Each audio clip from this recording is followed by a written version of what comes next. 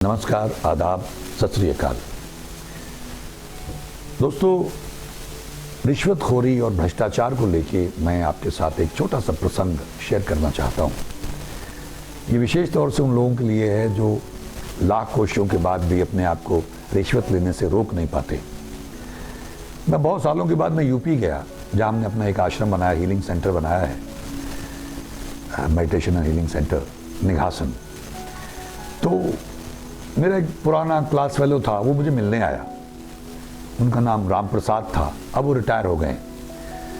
तो उस ज़माने में जब पढ़ते थे वो धोती बांध के आया करते थे, और जब मैं पता नहीं मेरा ख्याल 20-25 साल बाद मिला तब भी वो धोती पहने हुए थे। तो हमने चाय वाय पी और मैंने पूछा कि राम प्रसाद भाई क्या करते हो आजकल? तो उन्होंने कहा मैं लेखपाल हूँ। तो मैं हंसने लग गया उनको। मैंने कहा मैंने सुना है कि लेखपाल तो बहुत रिश्वतखोरी करते हैं, भ्रष्टाचार में लिप्त हैं। तो कहने लगा हाँ ये बात सही है। तो मैंने कहा तुम भी रिश्वत लेते हो? कहने लगा मैं लेता था, अब नहीं लेता हूँ। मैंने क्यों, क्या हुआ, छोड़ दी क्या? कहने लगा हाँ। क्यों? कहने लगे अक्सर मैं भी, जब सब लोग रिश्वत लेते मैं भी लेता था। तो एक कहने लगे मेरे पास काम आया, एक बड़ा काम था। तो मैंने उससे उस ज़माने में 5,000 रुपये मांगे, कुछ बड़े बड़े बाग का कुछ ऐसा काम था। तो वो आदमी बड़ा परेशान था, उसके पास पैसे नहीं थे। तो उसने अपने बैल बेच के और कुछ गहने बेच के बड़ी मुश्किल से मुझे वो 5,000 रुपये दिए वो काम करवाने के लिए। तो मैं बड़ा खुश हुआ। मैंने कहा कि तुम्हारा काम हो जाएगा, और मैंने मिठाई ली, वहाँ से खुशी खुशी में घर के लिए रवाना हो गया। घर पहुँचा तो वहाँ कोहराम मचा हुआ था, चीख पुकार मची हुई थी। क्यों? उसके बेटे की टांग टूट गई। तो वो बर्फ़ी भी वहीं रह गई, और वहाँ से पैसे जो घर में थे वो लिए, और ये 5,000 लिए, और वो वहाँ से लखीमपुर चले गए अस्पताल में। बेटे को एडमिट किया। बेटा चीख रहा था, दर्द हो रहा था उसके, छोटा था बेटा उसका। वो कह रहा कि 5 लिए थे और 10-12 हज़ार मेरा खर्च हो गया। जो कष्ट हुआ, जो तकलीफ हुई बेटे को, वो अलग। तो कहला मुझे ऐसा लगा कि ईश्वर ने मुझे ये झापड़ मारा है, थप्पड़ मारा है कि तू रिश्वत मत ले, मुझे इशारा किया है। तो कहला मैंने रिश्वत लेनी बंद कर दी।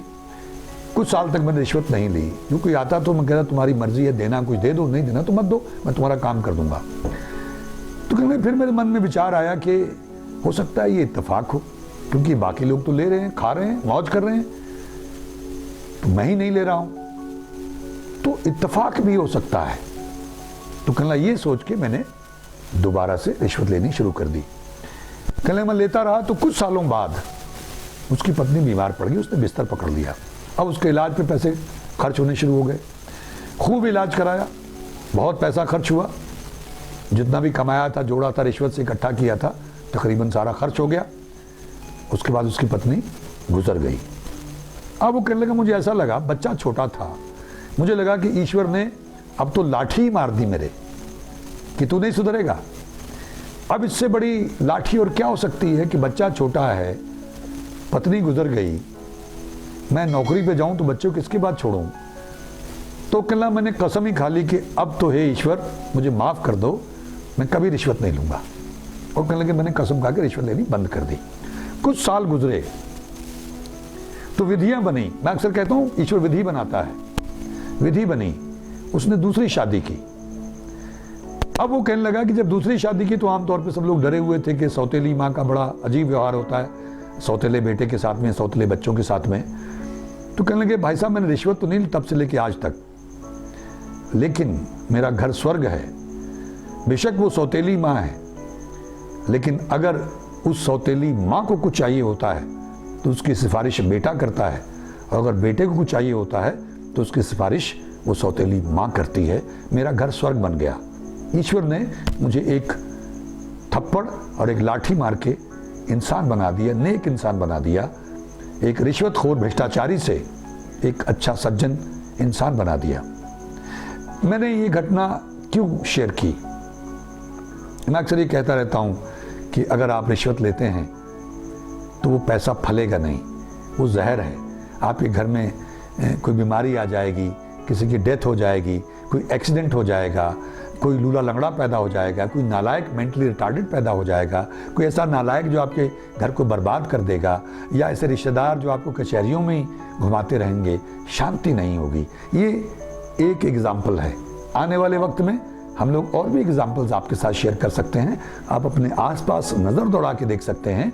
अगर आप चाहते हैं कि आपकी कमाई में बरकत हो, अगर आप चाहते हैं कि आपके घर में शांति हो, खुशी हो, आपके बच्चे नेक हों, लायक हों, बुढ़ापे में आपका सहारा बने, तो भ्रष्टाचार बंद कर दीजिए, रिश्वत लेना बंद कर दीजिए। क्योंकि वो रिश्वत होती है, उसके साथ में बद्दुआएं होती हैं।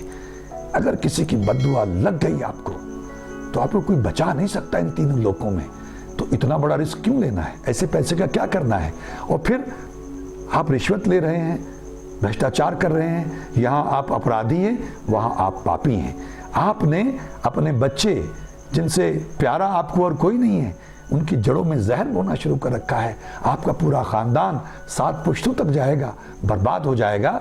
मैं ऐसे बहुत सारे लोगों को जानता हूं, आप लोग भी जानते होंगे। अपने आसपास नजर दौड़ाइएगा, ये सतही लेवल पे मत देखिएगा कि थोड़ी देर के लिए बड़ी मौज लगी। ये नजर आता है, बड़ी मौज लगी, बड़ी गाड़ियां, बंगले हैं, जायदाद बना ली है, क्या नक्शेबाजी है, इस पे मत जाइएगा। उसका अंत देखिएगा, अंत ही इंपॉर्टेंट होता है। आप कैसी भी फिल्म बना लें, लेकिन अगर एंड सही नहीं है तो फिल्म फ्लॉप हो जाती है। तो अगर एंड ही हमारा बेकार हो गया, हम तड़प तड़प के मरे, हम रोते बिलखते मरे, हम बर्बाद हो गए, चिंता में मरे, हमारा घर में शांति नहीं, खुशी नहीं, बीमारियां हैं, क्लेश है, तो फिर क्या जिए, फिर क्या कमाया?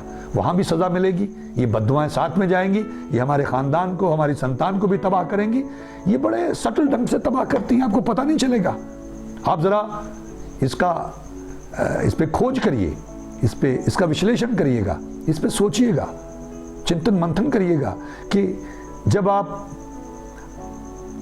रिश्वत नहीं लेते हैं, किसी का काम ऐसे ही करते हैं बिना रिश्वत के, वो अपनी खुशी से कुछ दे गया तो ठीक है, आपने उससे कह दिया ये, तो उसमें आपको कितनी संतुष्टि मिलेगी? आपके घर में ये कुछ समय करना पड़ेगा। ये नहीं कि आज आपने किया और आज ही माहौल बदल जाए। कुछ समय आप करके देखिए। अगर आपको मेरी बातों पे यकीन नहीं है तो कुछ समय करके देखिए, आपके घर का माहौल कैसे बदलेगा, आपके घर में शांति कैसे, खुशी कैसे आएगी, और अंदर से आपको कैसे सेटिस्फेक्शन मिलेगी, कैसे आप निर्भीक होने लग जाएंगे, आप अंदाज़ा नहीं लगा सकते हैं। अगर ऐसा हो तो फिर उसको जारी रखिएगा, अगर ना हो तो फिर आपकी मर्जी है। मैं उम्मीद करता हूँ कि कुछ लोगों की बात पकड़ में आई होगी, और अगर कुछ लोग इसको सुन के, इस पर चिंतन मनन करने के बाद में भ्रष्टाचार बंद कर देंगे, रिश्वत लेना बंद कर देंगे और लोगों की मदद करेंगे, नेक बन जाएंगे, तो मैं उनका हमेशा के लिए कर्जदार रहूँगा, ऋणी रहूँगा। आप सबका बहुत बहुत धन्यवाद। नमस्कार, जय हिंद, जय भारत।